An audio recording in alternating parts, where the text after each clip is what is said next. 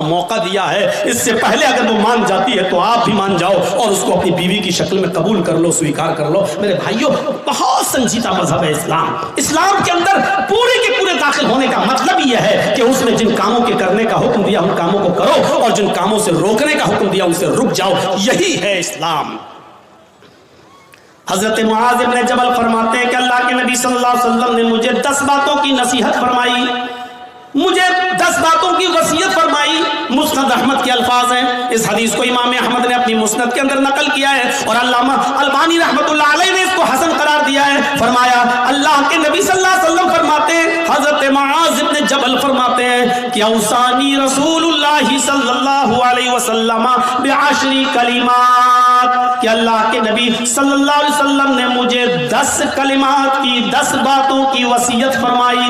اے معاذ، یہ 10 کام تم کر لو، یہ 10 کام تمہیں ہر حال میں کرنا ہے۔ میرے بھائیوں، میں تشریح کرتا ہوا چلوں گا لیکن شاید میں 10 تک نہ پہنچ پاؤں، اس لیے کوشش کروں گا کہ کم سے کم 5 چیزیں تو آپ کو بتا ہی دوں۔ اللہ کے نبی صلی اللہ علیہ وسلم نے 10 چیزوں کی وصیت فرمائی اور 10 چیزوں میں پہلا نام یہ لیا، اے معاذ لا تشرک باللہ شیئا ان قتلت او حرقت۔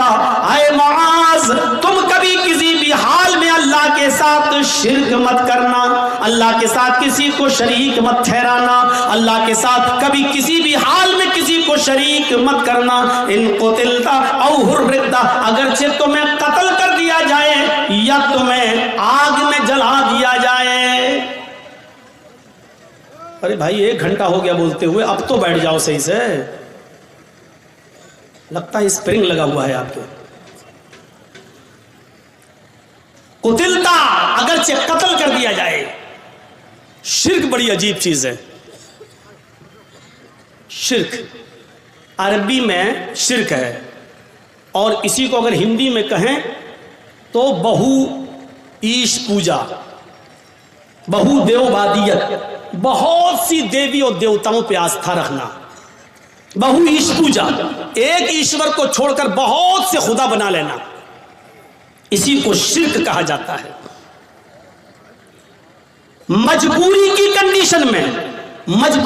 کنڈیشن میں اسلام کفر کی اجازت تو دیتا ہے۔ ایک یاد رکھیے گا مسئلہ، آپ کی جان جا رہی ہو، لوگ پسٹل لے کر کھڑے ہوں، آپ جنگل میں اکیلے ہوں، آپ کے دشمن آپ کو قتل کرنا چاہتے ہیں اور آپ سے کفر کرانا چاہ رہے ہیں اور کہہ رہے ہیں کہ یہ کفر کر ورنہ تیری جان لے لوں گا، تو اپنی جان بچانے کے لیے کفر کی اجازت تو ہے۔